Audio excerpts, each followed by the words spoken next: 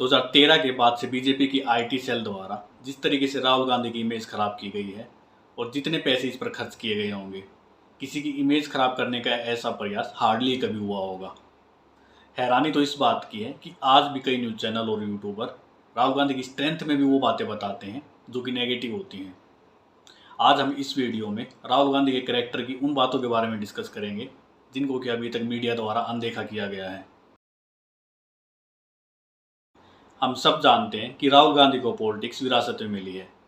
यह भी सबको पता है कि 2014 से जब से कांग्रेस का नेतृत्व राहुल गांधी कर रहे हैं, तब से कांग्रेस को ज़्यादा सफलता नहीं मिली है और ज़्यादातर चुनाव में कांग्रेस को हार का सामना ही करना पड़ा है, जिसके कारण पिछले कुछ समय से कहा जा रहा है कि राहुल गांधी को पीछे हट जाना चाहिए और किसी दूसरे व्यक्ति को कांग्रेस का नेतृत्व करना चाहिए। अगर हम गौर से देखें तो हमारे देश में अनेक स्टेट पार्टियाँ ऐसी हैं जिनके लीडर्स को सत्ता और राजनीति विरासत में मिली है। वो चाहे कितने ही चुनाव हारे हों, लेकिन क्या उन्होंने राजनीति छोड़कर किसी और को जगह दी है? वर्तमान समय में भी अखिलेश यादव, तेजस्वी यादव, MK स्टालिन, दुष्यंत चौटाला जैसे अनेक नेता चाहे कितने ही चुनाव हार जाएं, लेकिन क्या वो किसी दूसरे लीडर को पार्टी का नेतृत्व करने देंगे? संभव ही नहीं है। यहाँ तक कि अगर हमारे प्रधानमंत्री खुद ऐसे किसी परिवार से आते और सत्ता उन्हें विरासत में मिली होती, तो क्या वो बार बार चुनाव हारने के बाद भी राजनीति छोड़ देते?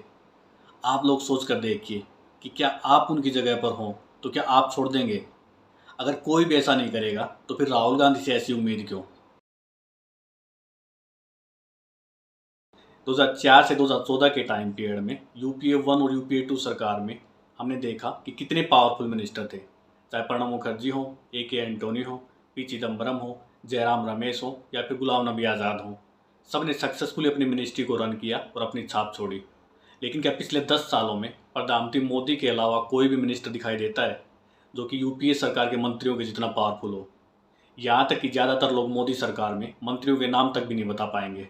साथ ही आपने देखा होगा कि कितनी स्टेट पार्टियाँ परिवारों के द्वारा चलाई जा रही हैं। क्या आपने उनमें किसी भी मिनिस्टर का नाम सुना है? बेशक से राहुल गांधी और सोनिया गांधी के नेतृत्व में वे कांग्रेस की टॉप लीडरशिप अपने पास रखते हैं, लेकिन मिनिस्ट्री लेवल पर वो काफ़ी ऑटोनॉमी देते हैं। ये किसी भी स्टेट पार्टी में देखने को नहीं मिलता, यहाँ तक कि वर्तमान की बीजेपी में भी नहीं। राहुल गांधी ने अभी तक कांग्रेस की सरकार में कोई ऑफिशियल पोस्ट तो ली नहीं जिससे कि हम उन्हें जज कर सकें, लेकिन एक आध इंसिडेंट ऐसे हैं जहाँ से हम उनके बारे में पता चलता है। जनवरी 2014 में UPSC की प्रिपरेशन कर रहे स्टूडेंट्स कुछ एक्स्ट्रा अटैम्प्ट और एज रिलैक्सेशन को लेकर राहुल गांधी से मिले थे और एक वीक के अंदर ही UPSC एस्पिरेंट्स की डिमांड को पूरा कर दिया गया था।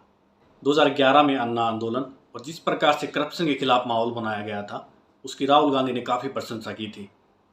इसके अलावा जब 2013 में UPA सरकार द्वारा अपराधी सांसदों के पार्लियामेंट से डिस्क्वालीफाई होने से बचाने के लिए जो ऑर्डिनेंस लाया गया था, उसको राहुल गांधी द्वारा पब्लिकली फाड़ दिया गया था। हालांकि इससे प्रधानमंत्री के पद की गरिमा जरूर कम हुई थी, लेकिन हम यहाँ पर राहुल गांधी की इंटेंशन की बात कर रहे हैं। हमारे देश के अनेक पॉलिटिकल लीडर्स, जिसमें हमारे देश के प्रधानमंत्री भी शामिल हैं, ये चुनाव के समय रैलियों में झूठ पर झूठ बोलते हैं, लेकिन राहुल गांधी की रैलियों में झूठ सुनने को नहीं मिलता। बेशक से राहुल गांधी दूसरे नेताओं के जैसे अच्छे वक्ता नहीं है, लेकिन कम से कम उनकी रैलियों में झूठ तो सुनने को नहीं मिलता। 2019 के लोकसभा चुनाव में बुरी तरह से हारने के बाद राहुल गांधी ने कहा था कि वो कांग्रेस की हार की पूरी रिस्पॉन्सिबिलिटी लेते हैं और कांग्रेस के अध्यक्ष पद से इस्तीफा देते हैं। यह क्वालिटी कुछ गिने चुने लीडर्स में पाई जाती है जो कि अपनी हार की पूरी रिस्पॉन्सिबिलिटी लेते हैं। बाई नेचर भी राहुल गांधी ऑटोक्रेटिक नज़र नहीं आते हैं, बल्कि डेमोक्रेटिक ही लगते हैं, क्योंकि वो अपने फैसले अकेले नहीं लेते हैं बल्कि एक टीम की सलाह पर लेते हैं। हालांकि यह पॉसिबल है कि वो एक पर्सन पर ज़्यादा भरोसा करते हो और वही व्यक्ति ज़्यादातर फैसले लेता हो। हम यह नहीं कह रहे कि राहुल गांधी हमारे देश के बेस्ट लीडर्स में से एक हैं। इसके लिए अभी भी उन्हें एक लंबा रास्ता तय करना है। अभी भी वो एक ज़्यादा अच्छे वक्ता नहीं है। अभी भी उन्हें भारतीय राजनीति में अपने आप को प्रूव करना है, लेकिन डे बाय डे वो अपने आप को इम्प्रूव कर रहे हैं और यह उनके भाषणों, उनके इंटरव्यू से पता भी चलता है। लास्ट में मैं यह ज़रूर कहना चाहूँगा कि मीडिया में, सोशल मीडिया में और आम जनता के बीच जिस प्रकार से राहुल गांधी को बदनाम किया गया है, वह एक तरह से राहुल के साथ हिस्टोरिकल इनजस्टिस है।